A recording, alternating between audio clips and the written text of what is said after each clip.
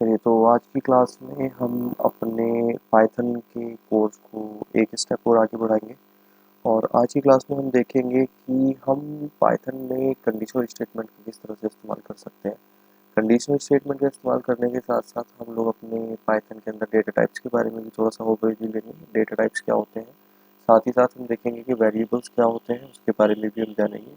और हम अपने वेरिएबल्स को और कौन कौन से हमारे प्रोग्राम्स ऐसे हो सकते हैं जिसमें हम कंडीशनल स्टेटमेंट का इस्तेमाल कर सकते हैं, वो सब चीज़ें आज हम आज की क्लास में डिस्कस करने वाले हैं। तो चलिए बिना देरी की क्लास को शुरू करते हैं। तो सबसे पहले, जैसे कि हम लोगों ने बात की थी कि हम अपने पाइथन प्रोग्रामिंग को VS कोड के अंदर प्रैक्टिस करने वाले हैं। तो सबसे पहले हमें क्या करना होगा, सबसे पहले हमें अपने VS कोड को ओपन करना होगा। तो VS कोड को ओपन करते हैं। सबसे पहले कैसे करना होता है, स्टार्ट बटन पे जाएंगे और हमें लिखना होगा यहाँ पे कोड, एंटर बटन प्रेस करेंगे तो हमारा VS कोड का जो सॉफ्टवेयर है वो हमारा ऑटोमेटिकली रन हो जाएगा। ठीक है, तो ये VS कोड का सॉफ्टवेयर रन हो चुका है। ये हमारा लास्ट लेक्चर में जो लास्ट लेक्चर में हम लोगों ने अपना फोल्डर क्रिएट किया था, जिस फोल्डर के अंदर हमने ओपन किया था उसी सेम फोल्डर में ये ओपन हुआ है। हमने टेस्ट डॉट पी वाई नाम से एक फाइल बनाई थी, तो हम इसी में ही काम करके देखेंगे। तो ये हमारी लास्ट की 2 लाइन्स थी जिसमें हमने प्रिंट फंक्शन के बारे में देखा था। सबसे पहले हम यहाँ पे बात करने वाले हैं कि अपने वेरिएबल्स के लिए, कि वेरिएबल्स एक्चुअली होते क्या है। तो variables is just like a container. Variable एक कंटेनर की तरह होते हैं जिसके अंदर हम अपनी वैल्यूज़ को स्टोर कर सकते हैं, जो भी वैल्यू हमारी स्टोर होने वाली है। अब यहाँ पे बात ये आती है कि वैल्यू जो हमारी स्टोर होगी वो वैल्यू कितने तरह की हो सकती है। How many types of values we can store in the variable, which means we are talking about the data type.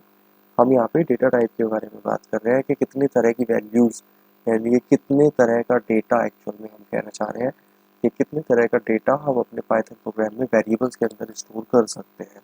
तो देखिए, सबसे पहले सपोज मान लीजिए मैंने ए नाम से एक वेरिएबल बनाया जिसके अंदर मैंने 1 रख दिया। ठीक है, तो ये हमारा एक डेटा टाइप है। ठीक है, अगर हम प्रिंट कर दें ए को, ठीक है, और अपने इस प्रोग्राम को हम यहाँ पे रन करें, तो देखिए हमारे आउटपुट में 1 यहाँ पे प्रिंट आ गया है। ठीक है, सेम इसी तरह से अगर हम इसको कमेंट कर दें और अगली लाइन में अगर मैं दोबारा से एक वेरिएबल बनाता हूँ b is equals to 2.5 and print b। अब यहाँ पे b को प्रिंट करने की कोशिश करें तो यहाँ पे देखिए मेरा 2.5 आउटपुट में जनरेट होके आ गया है। ठीक है, सेम इसी तरह से अब इसको भी हम कमेंट कर देते हैं सॉरी। अब यहाँ पे अगर मैं c is equals to hello लिख देता हूँ, जो कि कलेक्शन ऑफ कैरेक्टर है, और अगली लाइन में हम प्रिंट करें c को, तो इस केस में क्या होगा, देखिए हेलो मेरे आउटपुट स्क्रीन पे यहाँ पे प्रिंट होके आ गया। राइट, अब इसको भी हम यहाँ से कमेंट कर देते हैं और एक और डेटा टाइप के बारे में हम बात करेंगे। d is equals to true and print कर देंगे हम यहाँ पे d को, रन करेंगे तो यहाँ पे ट्रू प्रिंट होके आ गया। राइट, अब ये एक्चुअल में मैंने 4 टाइप के डेटा को यहाँ पे इस्तेमाल करके दिखाया। तो पहला जो डेटा टाइप है हमारा, वो हमारा इंटीजर डेटा टाइप है। राइट, इसको हम इंटीजर टाइप बोलेंगे। सेम इसी तरह से दूसरा जो डेटा टाइप है हमारा, ये हमारा फ्लोट डेटा टाइप है। इसी तरह से अगर हम इसके बारे में बात करें तो ये जो है हमारा, ये हमारा स्ट्रिंग डेटा टाइप है। और सेम इसी तरह से अगर हम इसके बारे में बात करें तो ये हमारा बूलियन डेटा टाइप है। ठीक है, यानी कि इंटीजर डेटा टाइप के बारे में जब हम बात करते हैं तो इंटीजर डेटा टाइप का मतलब होता है जो 1 2 3 4 इस तरह के जो नॉर्मल नंबर्स होते हैं, ये हमारे इंटीजर डेटा टाइप के अंदर आते हैं। सेम इसी तरह से जब हम फ्लोट के बारे में बात करते हैं तो फ्लोट के लिए हमारी 2.4 2.5 3.9 4.2, यानी कि जो फ्लोटिंग पॉइंट वाले जो नंबर्स होते हैं, बेसिकली जो डेसिमल वाले जो डॉट वाले जो नंबर होते हैं, वो हमारे फ्लोटिंग नंबर्स कहलाते हैं। सेम इसी तरह से जो हमने थर्ड डेटा टाइप के बारे में बात की, that is string data type. तो जो भी हमारे कलेक्शन ऑफ अल्फ़ाबेट्स होते हैं, चाहे हमारा कोई सिंगल अल्फ़ाबेट के बारे में बात कर रहे हैं या कलेक्शन ऑफ अल्फ़ाबेट के बारे में बात कर रहे हैं, ये हमारे जो कहलाएंगे, ये हमारे स्ट्रिंग डेटा टाइप कहलाएंगे, ठीक है। And fourth and last data type जो हमारा अभी फिलहाल हम डिस्कस कर रहे हैं वो है हमारा Boolean data type. Boolean basically क्या होता है, बूलियन एक स्पेशल टाइप ऑफ डेटा होता है जो कि या तो ट्रू होता है या वो फॉल्स होता है। जैसे अभी हमने यहाँ पे ट्रू लिखा हुआ है, ट्रू की जगह हम क्या लिख सकते थे, यहाँ पे ट्रू की जगह हम फॉल्स भी लिख सकते थे। तो बूलियन डेटा टाइप में सिर्फ दो ही वैल्यूज होती हैं, या तो वो ट्रू होता है या वो फॉल्स होता है, ठीक है। तो चार टाइप के डेटा हैं जिसके बारे में अभी हमने यहाँ पे बात की है। अभी हम इसको हटा देते हैं। अभी फॉर एग्जांपल हम मान के चलें कि हमें यूज़र से कोई वैल्यू लेनी है। अगर हम एडिशन का एक सिंपल प्रोग्राम भी बनाते हैं जिसमें हमें यूज़र से दो वैल्यूज़ को एंटर कराना है और दो वैल्यूज़ को एंटर करा के उनका एडिशन करके प्रिंट करना है, राइट। तो उस काम को करने के लिए मुझे वेरिएबल्स तो चाहिए, बट उससे पहले मैं यहाँ पे क्या करूँगा, प्रिंट में मैसेज दूंगा, enter the first value, right.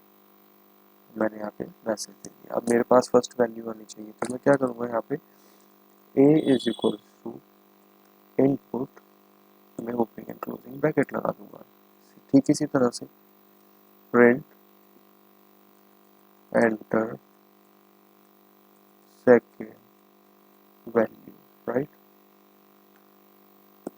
और अगली लाइन में b is equal to input, इस तरह से करूँगा।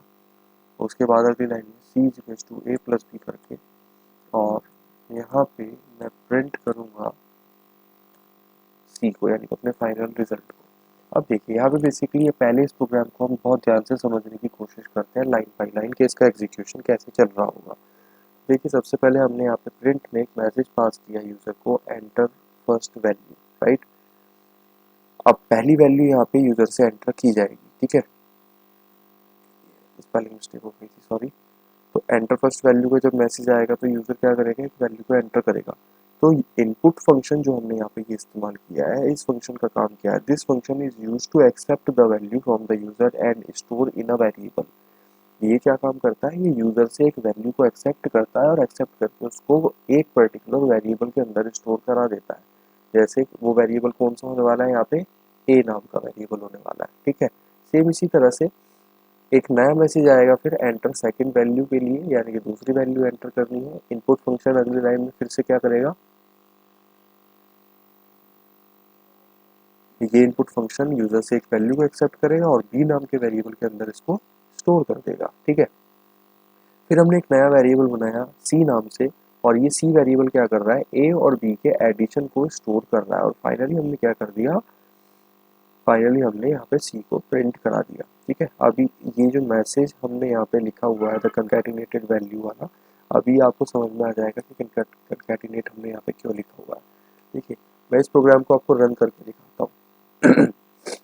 जैसे इस प्रोग्राम को रन किया इसने, यहाँ पे इसको मैं थोड़ा सा टर्मिनल को ऊपर कर देता हूँ ताकि आपको एग्जैक्टली विजिबल हो सके। एंटर फर्स्ट वैल्यू का मैसेज आया, मैंने यहाँ पे 2 लिखा और एंटर बटन प्रेस कर दिया। फिर इसने मुझसे सेकंड वैल्यू मांगी, मैंने 3 लिखा, और जब मैं यहाँ पे एंटर बटन प्रेस करूँगा तो अगर हम लॉजिकली बात करें एडिशन के प्रोग्राम की, तो एडिशन के प्रोग्राम में logically 2 plus 3 is equals to 5 answer आना चाहिए। बट जब मैं एंटर बटन प्रेस करता हूँ तो कंकैटिनेटेड वैल्यू यहाँ पे मेरे पास क्या आ रही है, 23 आ रही है। ये देखिए यहाँ पे इसने मुझे 23 वैल्यू दे दी है, राइट।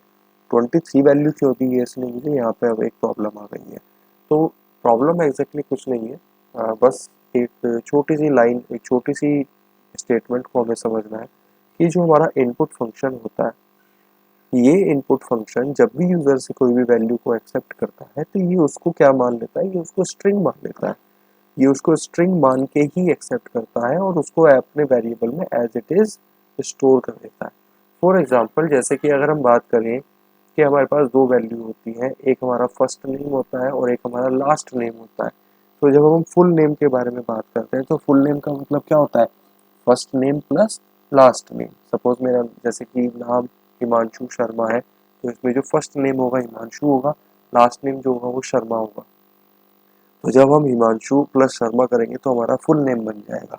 तो ठीक इसी तरह से इनपुट फंक्शन ने जब 2 और 3 को एंटर कराया तो 2 और 3 एंटर करा के उसने इसको क्या मान लिया, इसने इसको स्ट्रिंग वैल्यू माना और इसलिए इसने दोनों वैल्यूज को एक दूसरे के साथ जोड़ दिया। ठीक है, हमें इसका सॉल्यूशन क्या करना पड़ेगा, हमें ए और बी के अंदर जो वैल्यू स्ट्रिंग में आ रही है इन वैल्यूज को इंटीजर वैल्यूज में या फ्लोट वैल्यू में कन्वर्ट करना पड़ेगा।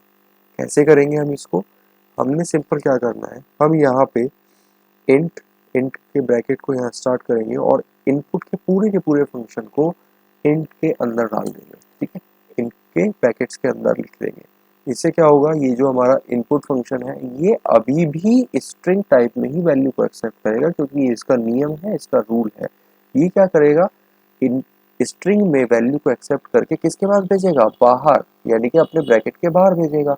और बाहर ब्रैकेट में कौन मिलेगा उसको, int फंक्शन, यानी कि int फंक्शन जो क्या काम करता है, कन्वर्ट कर देता है हमारे स्ट्रिंग वैल्यू को या किसी भी टाइप के वैल्यू को इंटीजर फॉर्म में। ठीक है, बशर्ते वो वैल्यू कोई नंबर होना चाहिए, और फिर उसको a में स्टोर कर देगा।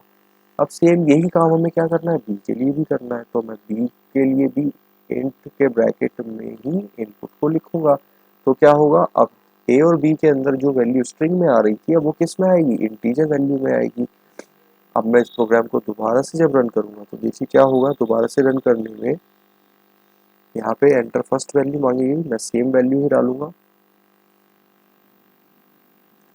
2, एंटर, सेकंड वैल्यू 3, एंटर।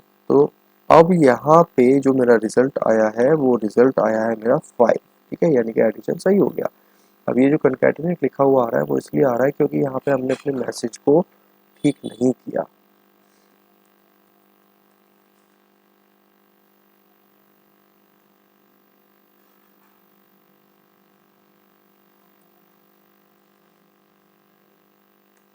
ठीक है, हम यहाँ पे इसको दोबारा से जब रन करेंगे तो वो हमारा मैसेज ठीक हो जाएगा। ठीक है, मैं यहाँ पे वैल्यूज डालता हूँ 2, एंटर 3, एंटर।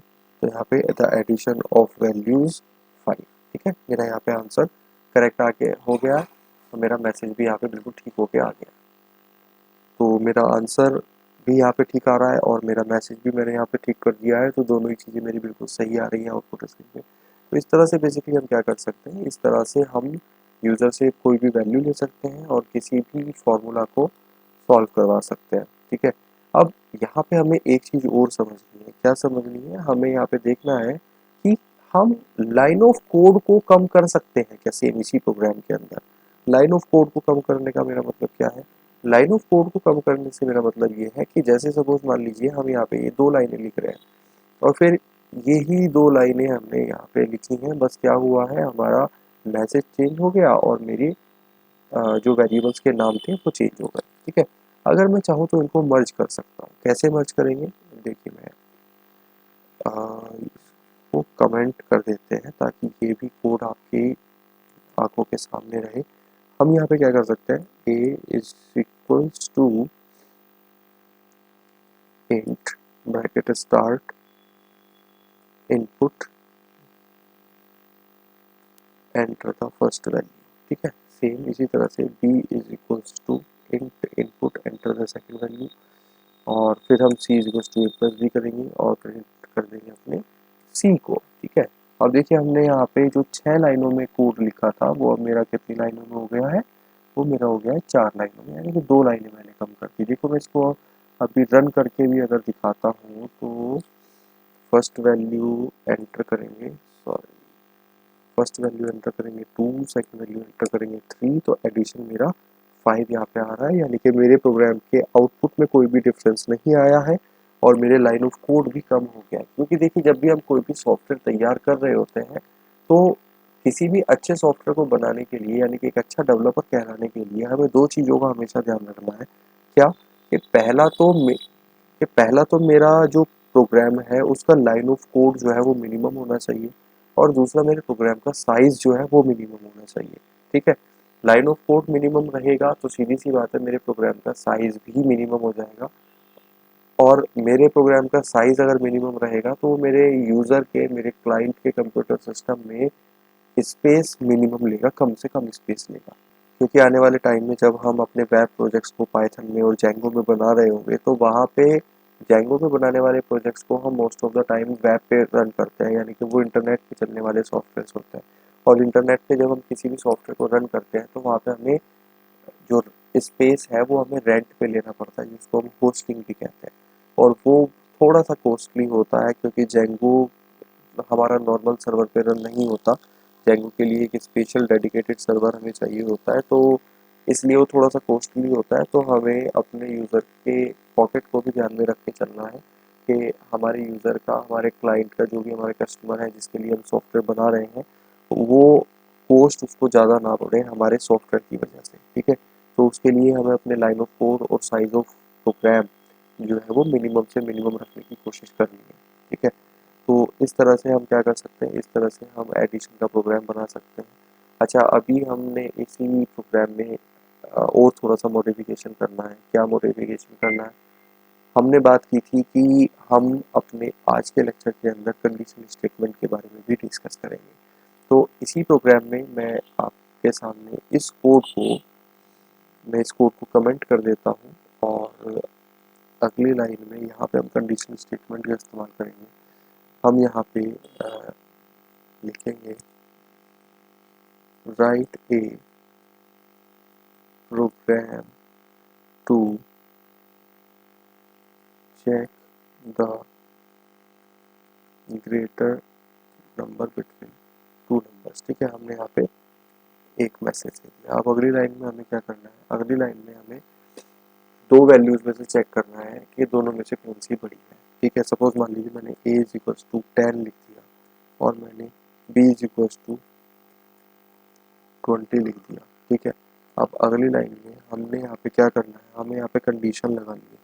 अब देखिए, a की वैल्यू b से या तो बड़ी होगी या नहीं होगी। ठीक है, अगर a की वैल्यू b से बड़ी है तो हम यहाँ पे प्रिंट करने वाले हैं a इज ग्रेटर, और अगर b की वैल्यू बड़ी है तो हम यहाँ पे प्रिंट करने वाले हैं b इज ग्रेटर। ठीक है, इसके लिए हमने क्या करना पड़ेगा? इसके लिए हम लिखेंगे यहाँ पे if a is greater than b, और कॉलन लगाएंगे, एंटर बटन प्रेस करेंगे एंड प्रिंट कर देंगे a इज ग्रेटर। ठीक है, मतलब यहाँ पे हमने बेसिकली क्या किया? हमने यहाँ पे दो वैल्यूज ली और दोनों वैल्यूज को इफ कंडीशन की मदद से हमने यहाँ चेक कराने की कोशिश की कि दोनों में से कौन सी वैल्यू बड़ी है। अगर a की वैल्यू बड़ी है, मतलब यहाँ पे जो हमने कंडीशन लगाई है, अगर ये कंडीशन ट्रू है तो उस केस में ये लाइन रन होगी। अगर ये कंडीशन ट्रू नहीं है तो क्या होगा? तो मेरा कंट्रोल इस इफ कंडीशन से बाहर निकल जाएगा, यानी कि यहाँ पे आ जाएगा। मैं इसको एंटर बटन प्रेस करके स्पेस लेके आऊँगा और यहाँ पे मैं एल्स लिखूंगा। क्या? Print B is greater. अब ये इफ और एल्स का कॉन्सेप्ट क्या है, थोड़ा सा इसके बारे में हम लोग बात करेंगे। देखिए, इफ और एल्स का कॉन्सेप्ट बिल्कुल सिंपल है। हम यहाँ पे लिखते हैं इफ, उसके बाद हम इफ के साथ कोई एक कंडीशन लगाते हैं। ठीक है, कि क्या ए की वैल्यू बड़ी है बी से। अब ये एक कंडीशन बन गई। अब ये जो कंडीशन बनी है ये हमें एक बुलियन वैल्यू रिटर्न करेगा। बुलियन वैल्यू कौन कौन सी होती है? बुलियन वैल्यू या तो ट्रू होती है या फॉल्स होती है। ठीक है, अब अगर ये ट्रू रिटर्न करता है तो क्या होगा? मेरा जो कंट्रोल है इस कॉलन के अंदर आ जाएगा। ये जो कॉलन हमने यहाँ पे लगाया है इस कॉलन के अंदर आ जाएगा, और इस कॉलन का जो एरिया है वो क्या है? वो है हमारा ये प्रिंट की लाइन। ठीक है, तो अगर ये कंडीशन ट्रू है, अगर इसने मुझे बूलियन वैल्यू में ट्रू रिटर्न किया तो मेरी ये लाइन प्रिंट हो जाएगी, और अगर इसने मुझे फॉल्स रिटर्न किया तो मेरा कंट्रोल यहाँ ना आके जंप हो जाएगा किसके पास? एल्स के पास जंप हो जाएगा। ठीक है, और फिर वो एल्स के अंदर जो लाइन है वो बिना कंडीशन को चेक किए इसको प्रिंट कर देगा। ठीक है, इस प्रोग्राम को एक बार हम रन करके देखते हैं। अब देखिए, प्रोग्राम को जैसे ही हम रन करते हैं, मैंने प्रोग्राम को रन किया, इसने मुझे क्या दे दिया? b इज ग्रेटर दे दिया, क्योंकि b की वैल्यू बड़ी थी। अब इसी प्रोग्राम में थोड़ा सा मॉडिफिकेशन कर देते हैं, यहाँ पे इसको 100 कर देते हैं, तो अब मेरा प्रिंट क्या होना चाहिए? a इज ग्रेटर प्रिंट होना चाहिए। तो देखो, मेरा अगली लाइन में a इज ग्रेटर यहाँ पे प्रिंट आ गया है। ठीक है, तो इस तरह से हम क्या कर सकते हैं? कंडीशनल स्टेटमेंट को चेक कर सकते हैं। तो अगर किसी प्रोग्राम के अंदर कोई कंडीशन आती है जिसको आपको चेक करना है, तो वो कंडीशन आप इस तरह से चेक कर पाएंगे। ठीक है, तो आज की क्लास में अभी फिलहाल हम इतना ही रखते हैं। कंडीशनल स्टेटमेंट को यहाँ से हम फिलहाल अभी रोकते हैं, और अगली क्लास के अंदर हम कंडीशनल स्टेटमेंट को कंटिन्यू करेंगे और उसको एंड तक समझेंगे। ठीक है, तब तक के लिए जो बेसिक फार्मूला आप लोग अप्लाई कर सकते हैं प्रैक्टिस के लिए, सॉल्व करके देख सकते हैं, वो करके देखेंगे और साथ ही साथ अपने कंडीशनल स्टेटमेंट की जो भी बेसिक क्वेश्चन आप करना चाहते हैं ट्राई, वो आप करके देखेंगे। बाकी नेक्स्ट लेक्चर में मिलते हैं और अपने कोडिंग करियर को कंटिन्यू करेंगे।